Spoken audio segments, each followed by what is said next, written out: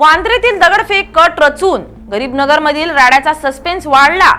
वांद्रेतील गरीबनगरमधील अतिक्रमणावर धडक कारवाई करण्यात येते। मात्र या कारवाईवेळी काही जमावानं पोलिसांवर तुफान दगडफेक केली। यात अनेक पोलीस कर्मचारी जखमी झाले। कालच्या दगडफेकीनंतर आज देखील या ठिकाणी अतिक्रमणावर दगडफेक करण्यात आली आहे। मात्र काल सारखी कोणतीही अनुचित घटना घडू नये यासाठी पोलिसांचा मोठा फौजफाटा तैनात करण्यात आलाय। मात्र पोलिसांवर दगडफेक कोणी केली? कट रचून ही दगडफेक करण्यात आली आहे का? दगडफेक करून मुंबईत अशांतता निर्माण करण्याचा प्रयत्न होता का? असे अनेक प्रश्न निर्माण झाले असून या व्हिडिओतून पाहूयात नेमकं गरीबनगरमध्ये काय घडलंय।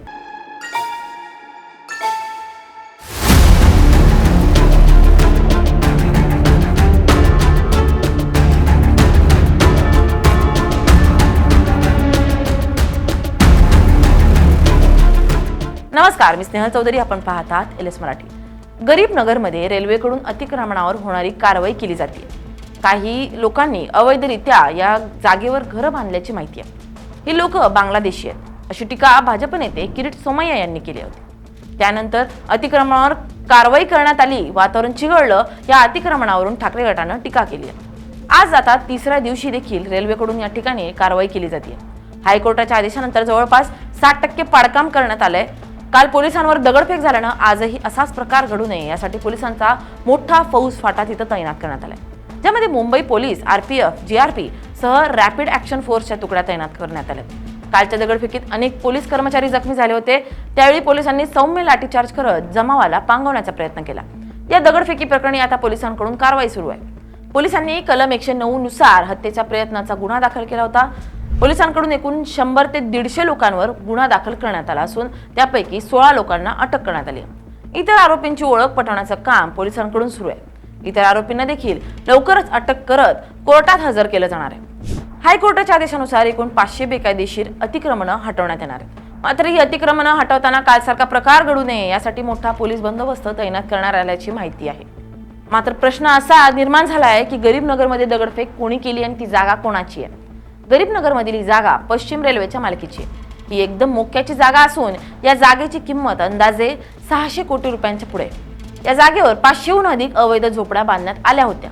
वांद्रे ते मुंबई सेंट्रल दरम्यान रेल्वेच्या 5व्या आणि 6व्या लाईनचा विस्तार करणं तसेच वांद्रे स्थानक, वांद्रे टर्मिनस यांना जोडणारा एकात्मिक रेल्वे संकुल प्रकल्प उभारण्यासाठी ही जागा रिकामी केली जाते। मात्र यावेळी काही समाजकंटकांनी पोलिसांवर दगडफेक सुरू केली, त्यामुळे पोलिसांना 2 वेळा लाठीचार्ज करत परिस्थिती नियंत्रणात आणावी लागली। असं म्हटलं जातंय की काही समाजकंटकांना परिस्थिती चिघळवायची होती, त्यामुळे त्यांनी पोलिसांवर दगडफेक केली। ही दगडफेक कट रचून करण्यात आली आहे का असा प्रश्न आता निर्माण झालाय। तरच या दगडफेकीमध्ये कोणी मास्टर माइंड आहे का? कोणाच्या सांगण्यावरून ही दगडफेक करण्यात आली होती का? या सर्व प्रकरणाचा पोलिसांकडून शोध सुरू आहे। मुंबई आणि उपनगरात अतिक्रमण ही मोठी समस्या बनली आहे। मुंबईत जमिनींच्या किंमत आभाळापर्यंत पोहोचल्यात। छोटंसं घर घेण्यासाठी देखील कोट्यावधी रुपये मोजावे लागतात।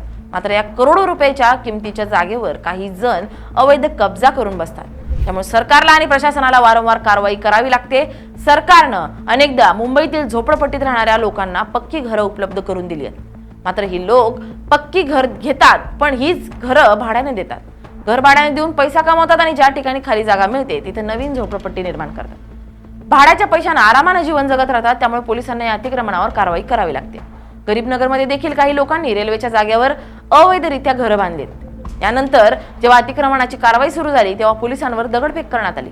दगडफेक करत या प्रकरणाला वेगळं वळण देण्याचा प्रयत्न झाल्याची माहिती आहे। पोलिसांना आता 500हून अधिक ठिकाणची अतिक्रमणं हटवायची आहेत। त्या ठिकाणी देखील अशी अनुचित घटना घडण्याची शक्यता असल्यानं आतापासून प्रशासनाकडून खबरदारी घेतली जात आहे। गरीबनगरमध्ये करण्यात आलेली कारवाई योग्य आहे की अयोग्य आहे? तुम्हाला काय वाटतं? कमेंट करून नक्की सांगा। Bureau report, LS Marathi.